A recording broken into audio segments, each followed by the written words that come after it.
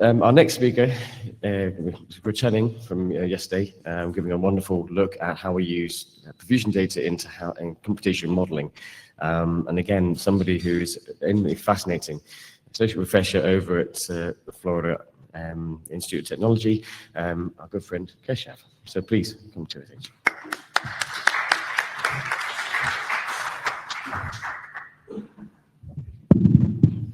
Good morning, everyone. It's great to be back. Thank you all for being here this morning. And thank you to Richard for inviting me to talk a little bit more about some of our computational models and hemodynamic modeling to understand if we can gain insights from that. I'm Keshav. I'm the director of the cardiovascular fluids lab at Florida Tech. And I'm very excited to show the things that we're working on. So these are my disclosures from a technical standpoint, but I wanted to also add my real disclosures are I'm an engineer, a mechanical and biomedical engineer. So I think about it from that standpoint. I bring that perspective in terms of the way I think, but also in terms of the way I ask questions. The other important disclosure is that I love coding. So which is why naturally for me to merge computational or virtual patient models and so on with the engineering, with the math, with the physics, and with the biology is a very, very fascinating thing. And I'm really enjoying being in this field.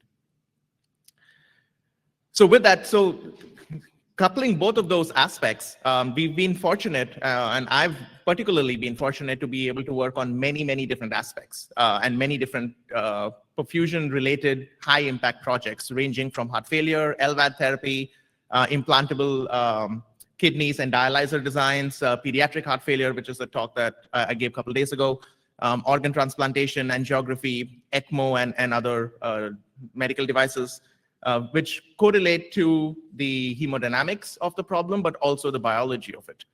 And there are two main themes that I wanted to highlight here. The first is hemodynamics, which is what I feel my big bread and butter is. But secondly, it's translational and collaborative. And we've seen many talks, many fascinating talks here that highlight and attest to that we need an interdisciplinary approach to bring that different perspective and to try and answer all of the vexing questions that we have in that context. But more than that, for my talk today, I wanted to touch upon a few different aspects of how we can try and do or approach computational modeling. And it all boils down to the very, very simple questions that we learn to ask even when we're kids. So specifically, from my standpoint, the way I structured my talk is to see if I can answer the question of how the flow is. So from a perfusion standpoint, these are the two main questions I want to ask. What is the flow? And then how is the flow? And sometimes we may not think of it in those terms, but that's how I think about it.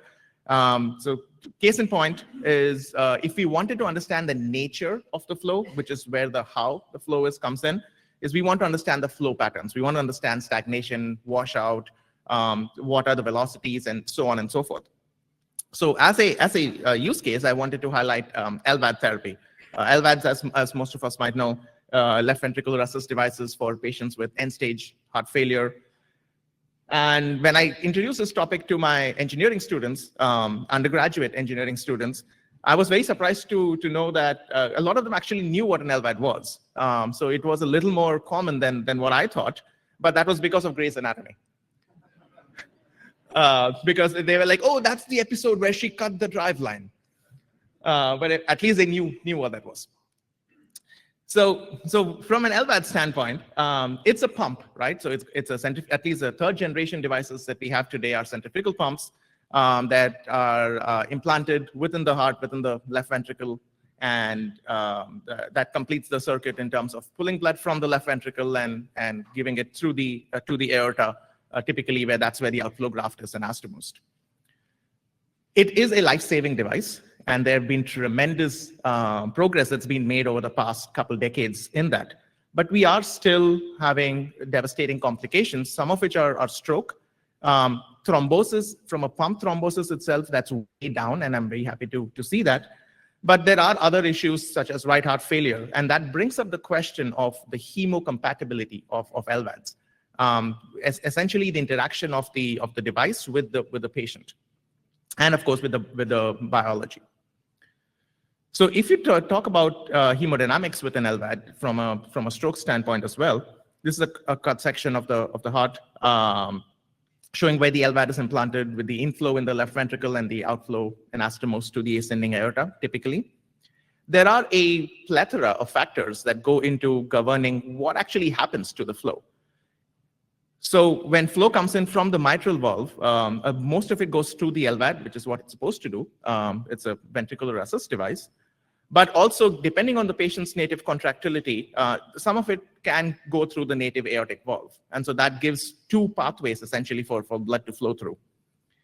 And a lot of this is governed by a host of surgical factors, anatomical factors, and engineering factors. So from an anatomical standpoint, the size and shape of patient ventricles, the aorta, the ascending aortic anatomy, all of that plays a really big role in contributing to how the flow is, the flow patterns and such.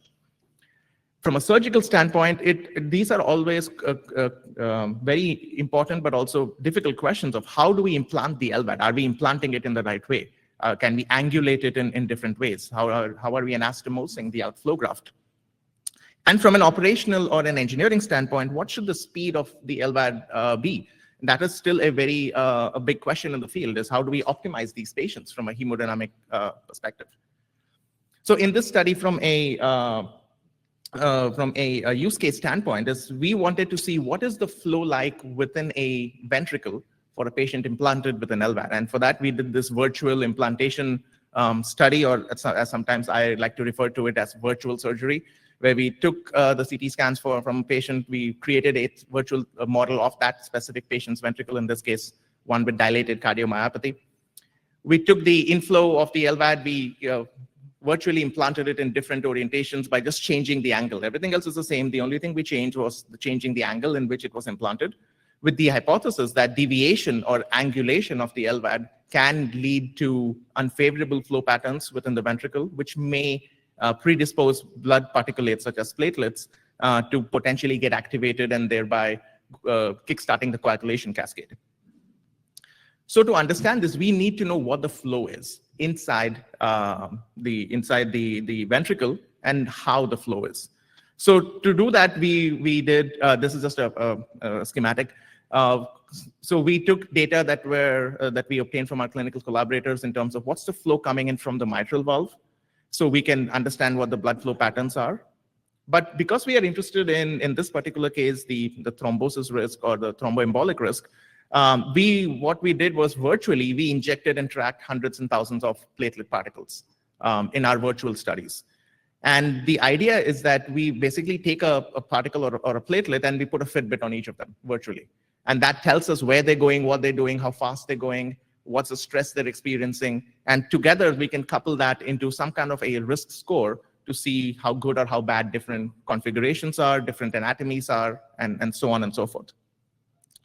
Using computational fluid dynamics, which is basically solving for the blood flow physics under each different circumstance. So these are very computationally intensive models and simulations. Some of them can take a few days to a few weeks for just one particular case, even on high performance computers. And that brings up the other logistical challenge of trying to do this in a clinically relevant framework. But I'll get to that in a little bit. So what I'm showing here are the flight paths or trajectories of just three platelets. We have data like this for millions of them from our studies. So I'm just showing the flight path or trajectories of three of these platelets and colored by the instantaneous fluid stress exposure. So that immediately kind of tells me, okay, they're going through different regions in the ventricle, which makes sense, which I can understand.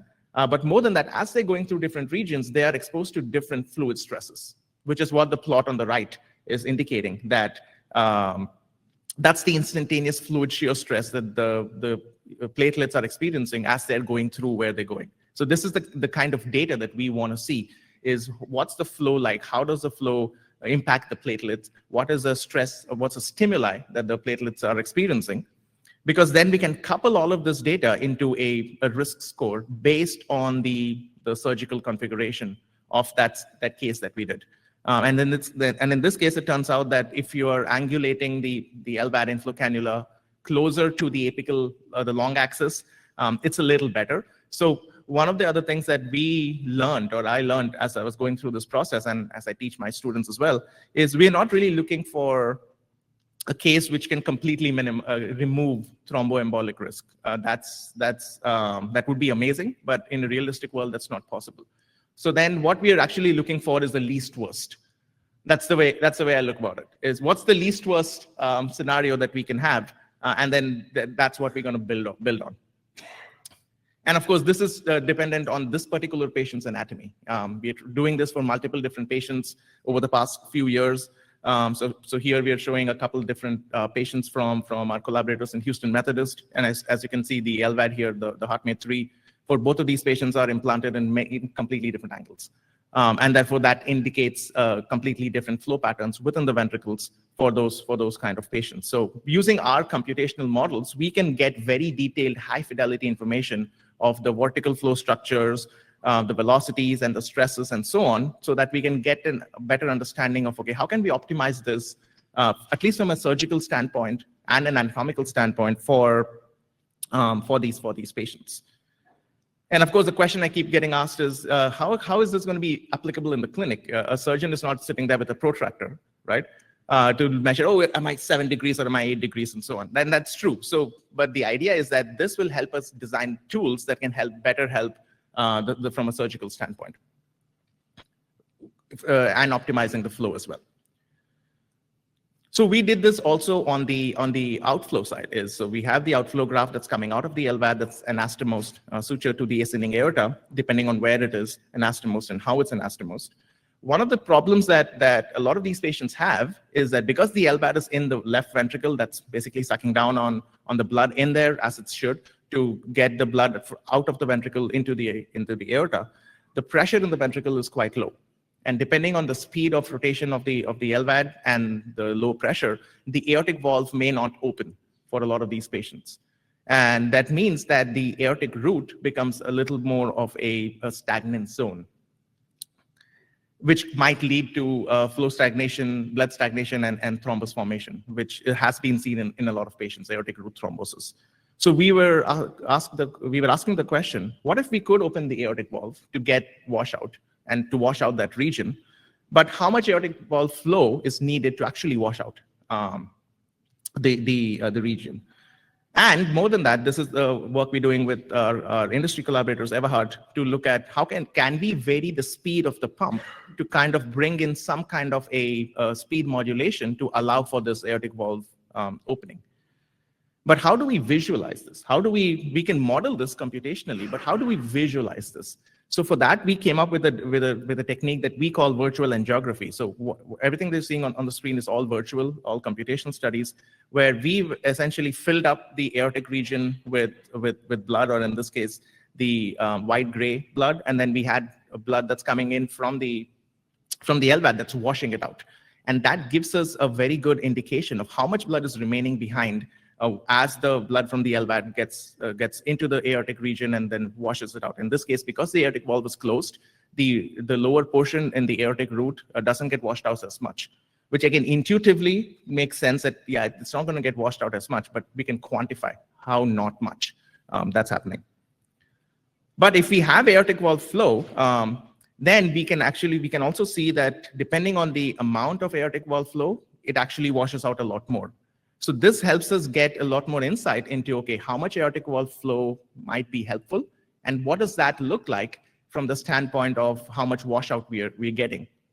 Of course, these, if you see the trans aortic valve flow rates, these are quite low, 5, 10, 15 mLs per beat, but these are advanced stage 4 heart failure patients. So getting this level of aortic valve flow is also considerable, because a lot of the work is done by the LVAD to keep the perfusion going at up to 5 liters a minute.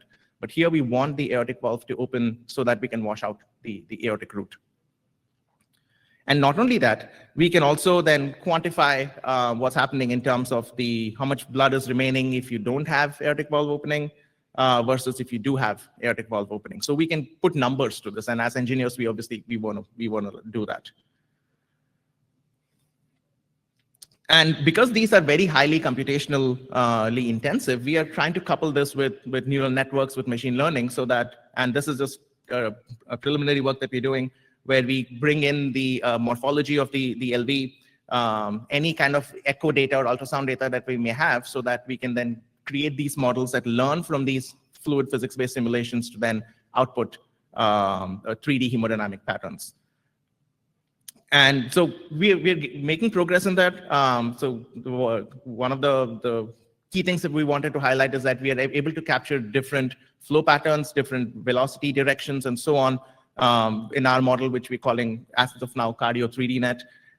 So the big thing here is that, yes, there's a lot of work to be done, but we are able to bring down the prediction time or the calculation time to about a second or so, rather than waiting hours or a couple weeks. And that, as we can keep improving, it makes a big difference. So in the last 10 minutes or so, I wanted to touch upon looking at the other side of perfusion understanding and flow understanding, which is what is the flow? And this is where the interaction between different patients and different devices actually start coming into play. So again, as a use case, I'm going back to the LVAD to look at what's happening to the right heart. The right heart we know is sensitive, and especially for patients with LVADs, it becomes challenging to optimize them. So if you have excessive LVAD speed, for example, or if you have hypervolemia, all of that can contribute to the dilation of the right ventricle, a septal shift, tricuspid regurgitation, and potentially progressive right heart failure. But if you optimize the speed of the LVAD and the other and the status of the patient, you can hopefully try and bring it back to a more quote-unquote normal state. So how can we try and do this? How can we understand what's happening to the ventricles, what's happening to the systemic vascular resistance, and its interaction with the LVAD? So to do that, we came up with a whole body circulatory system model, a mathematical model of that. This technique has been around for a few decades, and we've adapted it and customized it specifically for LVAD patients, where we have different components that indicate the resistances, the compliances, and the contractilities of the different chambers of the heart and so on. But we've also put in the LVAD in terms of the pressure flow relationships. So because we fed that in, and we've done this for device-specific cases like the HeartMate 3, for example. We feed in those curves, and that gives us in terms of what the flow should be for different situations. And then we applied this to a patient study. In this case, this was an HVAD study. So here on the horizontal axis, we have the measured flow for these patients in liters per minute. On the vertical axis, we have the mean arterial pressure. Each of these dots or bubbles indicate one patient. And the study that we did was, what if we want to try and bring these patients towards the green square in the middle, which is about 5 liters a minute, about 72 millimeters mercury of MAP. And then we did this what if study of, okay, what would we need to do to try and bring these patients towards that green square? And the size of the bubble indicates what speed changes are required for those patients to bring them towards the green square. And of course, this is dependent on each patient's vascular resistance and compliance, which we fed into these models from right heart catheterization data, so that each model is patient specific. And therefore, it comes to bear mind that the resistances and compliances are important, and they should be patient specific. So to do this, we actually did another study with collaborators at the University of Florida, looking at the pulmonary side, the pulmonary circulation, where if we don't use patient specific data, what happens? So the orange bars are what was actually measured in patients in terms of the pulmonary artery pressure ranges. The purple bars are what the model puts out if you do not use patient-specific data. If you use population average values, then the purple bars are what the model predicts. So that tells us that patient-specific measurements, wherever available, are really key and important. But if we then take the data that we have from the right heart catheterization and we customize the model for each patient, then what we get are the green bars, which are a lot more closer to the actual patient measurements. So what we did for these 16 patients, we created 16 patient-specific models, which obviously improved the predictions and the specificity of it. There were a few patients where the predictions were really, really close, and we were obviously happy to see that. But there are a couple patients where like it went completely the other way. So obviously more work needs to be done. But the take-home message here is that patient, as many other talks have alluded to, patient specificity is important. And then we looked at, okay, how much speed change is required for each of those patients. Some of them needed a speed increase, some of them needed a speed decrease, and some of them were already kind of optimal. And we kind of correlated this to what was actually done in the clinic as well. And we did a much larger study with collaborators in Italy for 38 patients, and we saw similar results, that each patient needed a different level of optimization, which I'm sure all of us here would agree. The thing is that these models help us kind of get an idea of how much that might be, that gives us a guideline of doing what's best for each patient. And then, of course, because it's to do with the speed, in the field, we affectionately refer to this as the need for speed. From the LVAD standpoint. We're doing the same approach to understanding ECMO, especially looking at system obstructions. If you have things that are going on in the oxygenator or cannulas and so on, can we pick up on certain signs from these computational models that will predict, or that serves as an early warning system? That, okay, there's different changes that's happening in the pressure and the flow and the resistances and so on. And the beauty of these models is they're pretty quick. So each case takes about a couple minutes to run. So over the course of a couple weeks, we can do over 200, 300 different variations of that and build a very big database. We're doing the same thing to understand what's happening if you have an artificial kidney or dialyzer designs that we're working with Vanderbilt and UCSF. For this, we were fortunately just recently awarded an R01 to do this work. Where we took the hemodynamic model and we modified that to bring in the actual implantable dialyzer or the artificial kidney to look at, okay, how does that interact in terms of a time-varying dynamic sense. And we compared these results to in vivo pig studies, and our models were able to predict or at least get values that were very close to what was measured. Of course, there's more tuning that needs to be done, but we're getting there. So in the last couple of minutes, I wanted to touch upon the last cool thing that we're working on, which is virtual angiography for vascular hemodynamics. So angiography is used from a cerebral standpoint or just from an angiographic standpoint. We observe the flow of contrast in vascular structures to look at what the structures are, but also to see stagnation and the presence of aneurysms and so on. But one thing that struck me was that there's a lack of quantitative data about the actual perfusion. What we're actually seeing is the contrast that's flowing through, but what we don't have a lot of is the actual perfusion information. But with our 3D models, we can actually try and get that. So which is kind of what we're trying to do with the study right now is we did this virtual angiographic model for these complicated cerebral vascular aneurysm structures. And the objective was, can we quantify 3D hemodynamics based on just 2D images using the data that we have? Because this is what we're seeing from a digital subtraction angiography technique, but the actual vasculature in this case is actually 3D. So how can we get information about the actual 3D, not just the structure, but the flow information as well, so that we can then not only take these angiographic signature, as I call it, for the flow, and couple that with the actual hemodynamic metrics, which is ultimately, at the end of the day, that's kind of what we were going for. And so we did the study with a whole host of different patient-specific vasculatures in this cerebral aneurysm study. Some of them collaborators, some of them from an open source database. And you can appreciate how complicated the vascular structures are. So we took the models when we modeled blood that's flowing through in a pulsatile fashion, but we also injected contrast to understand how they're flowing. And because we have this data in 3D, well, kind of 4D because 3D plus time, we then projected all of that data to get actual virtual angiographic images.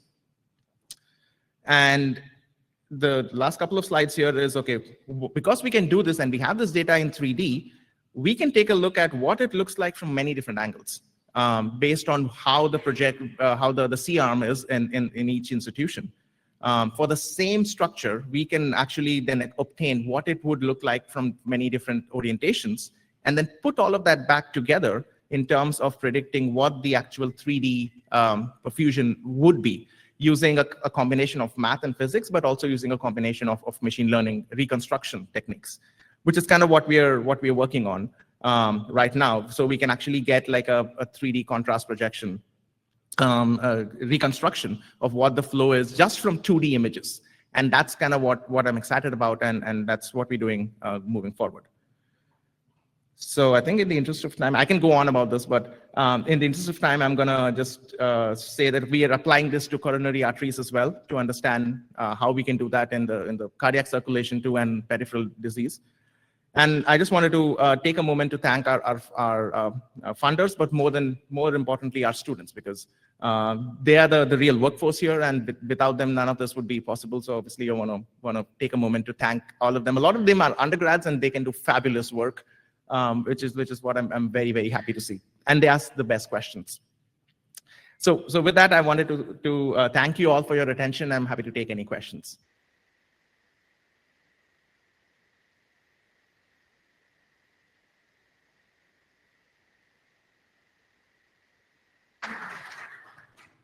That was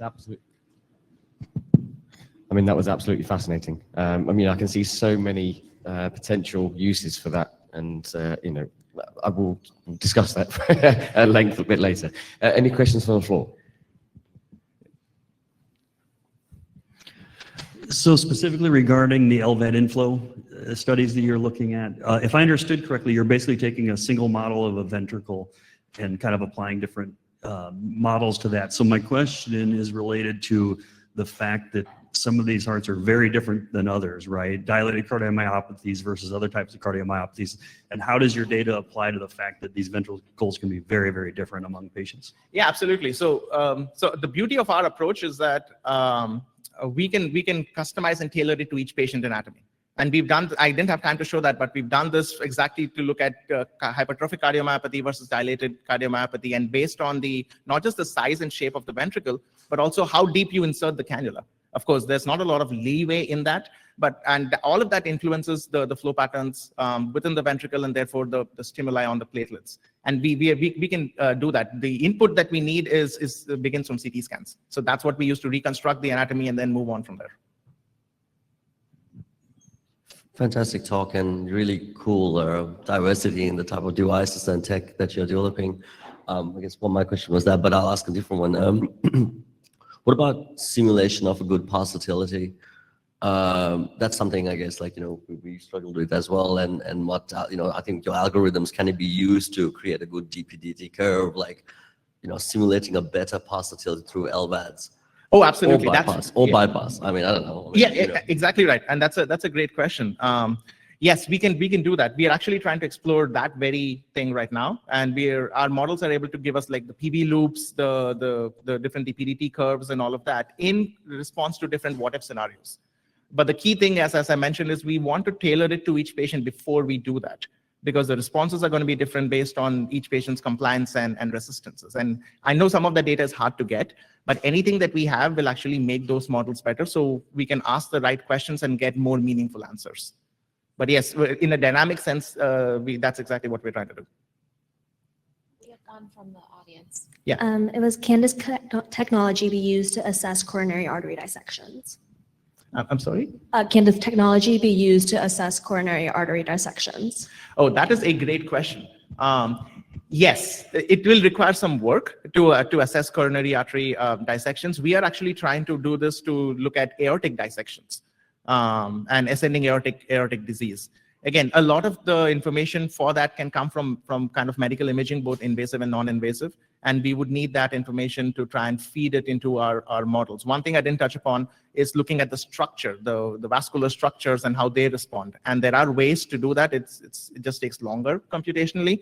But with the advent of high-performance computing and machine learning, we're getting closer to being able to do it, quote-unquote, real time. Thank you very much. That was fabulous. Unfortunately, we run out of time, but we'll keep on going this conversation in the break. So thank you very much again. Thank you all so much for your attention.